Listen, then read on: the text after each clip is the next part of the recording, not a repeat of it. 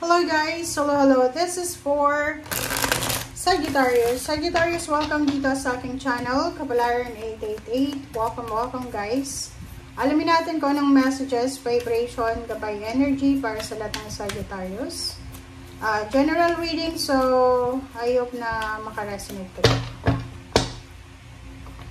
Sagittarius. Okay, Sagittarius, first card natin is Two of Wands and Eight of Cups. Sa mga Sagittarius, possible na kayo ay may dalawang options na lugar. Pwedeng gusto mong magtrabaho sa ibang lugar, sa ibang bansa. So, you have choice and option, like dalawang country, dalawang trabaho, parang ganun. Or you're parang nasa crossroad ka between working abroad or working far places. Or dyan sa lugar kung nasan ka ngayon. Okay? So, yun. Okay. Sagittarius.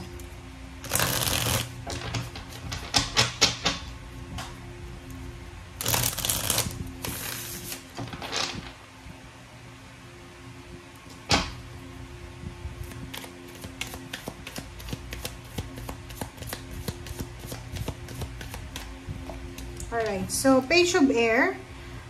Sinasabi ng baraha sa'yo na maybe you will receive, Sagittarius, a text, a call from air signs, Gemini, Libra, and Aquarius, or from someone na pwedeng mag-offer sa'yo ng trabaho. So, international or local job. So, makakatanggap ka ng balita, ng message from earth signs, Virgo, Capricorn, Taurus, or from air signs, Gemini, Libra, Aquarius, tungkol sa trabaho.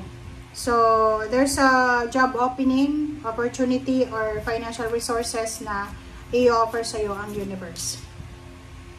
Four of Air, sinasabi ng baraha sa'yo dito na dyan sa ino-offer sa'yo ng universe, sinasabi sa'yo ng Four of Air na kinakailangan mong pag-isipan ng mabuti. Kinakailangan mong mag-isip ng mabuti, kailangan mong pag-isipan ng 10 beses kung yan ba ang gusto mong gawin. Sinasabi ng baraha sa'yo dito na once na nakapag-isip ka na, once na naisip mo na kung ano ba yung gagawin mo, sinasabi ng baraha sa'yo dito na gawin mo yung desisyon as soon as possible kung nakapag-isip ka na. Pero kung hindi ka pa makapag-isip, hindi ka pa makapag-desisyon, pwede kang humingi ng tulong or assistance doon sa mga tao na kumbaga, nakaranas na sila ng ganyang klaseng sitwasyon. Yung bagong opportunity na to, yung abundance and opportunity na to, or new financial resources na ino-offer sa'yo, or in short, trabaho, pera, sa sitwasyon na yan, possible na mabago yung takbo ng buhay mo. Like, yun na nga, pwede kang makapag-ipon ng pera, pwedeng maging maganda yung takbo ng buhay mo after mo makapag-desisyon or after mo magtrabaho. So, kailangan mo dito ng kumbaga masusing pag-iisip. Okay? Reflect and meditation.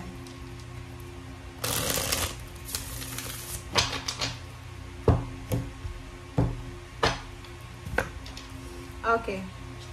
Justice. Five of Wheels. O, diba? So, sinasabi ng baraha sa'yo dyan, Sagittarius na yon, pwedeng ikaw ay meron kang kailangan permahan na kontrata. Meron ditong good karma na posibleng darating sa'yo. Pwedeng kasalukuyan kang may problema sa pera or problema sa health na pwedeng yan yung rason, yung problema sa pera, problema sa health, yan yung rason kung bakit mo kailangan na magdesisyon as soon as possible. Seven of Cups, sinasabi ng baraha na hindi lang isa, kundi maraming options, maraming choices na kailangan mong pagdesisyonan. Eight of Cups, sinasabi ng Eight of Cups dito na yon, there's a travel, there's a movement, relocation na talagang kailangan mong gawin. And doon sa lugar kung saan ka papunta, doon sa lugar na kung saan mo balak pumunta, mababago yung takbo ng buhay mo. Kumbaga halimbawa sa ngayon, financially unstable ka, wala kang pera, wala kang ipon, wala kang koneksyon, sa pupuntahan mo daw, sinasabi ng baraha dito na doon mo mahahanap or doon mo makukuha yung authority, yung balance, yung foundation, yung security, lahat ng klase ng balanse, makukuha mo sa lugar na yon. Okay, Chariot. Sinasabi ng baraha sa'yo dito, Sagittarius, na ang tagumpay mo daw ay manggagaling sa sipag at pagod mo. Sipag at tiyaga mo. Okay?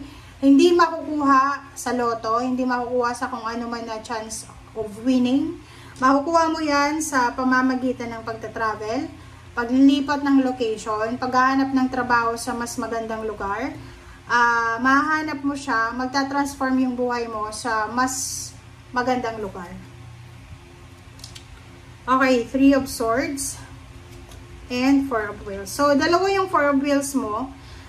Sinasabi ng baraha sa'yo dito na kailangan mong mag-isip ng maayos, okay? Kailangan mong i-prioritize yung, hindi sa pagiging materialistic ha, kailangan mong pag-isipang mabuti na malaking bagay kung ikaw ay nakatapak dito sa trono ng Queen of Wheels, 'di ba? Malaking bagay 'yun na mas importante na dapat isipin mo yung financial mong pamumuhay kaysa sa comfort na meron ka sa ngayon. Hindi ko alam, baka unemployed ka kasi you're comfortable.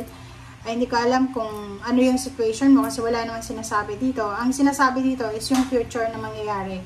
Basta kung ano man ang ino-offer sa'yo, kung ano man yan na possibilities and opportunity na ibinibigay sa'yo ng universe, i-grab mo na. Kasi napakahirap ng buhay na walang ipon, walang trabaho.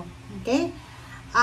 There's a good karma, there's a karmic justice, there's a blessings, enormous blessings, huge blessings na posibleng darating sa'yo. And you're lucky because meron kang wise counselor dito. Ibig sabihin, kung saan ka man papunta, makakatagpo ka ng mga tao na pare-pareho yung mindset nyo.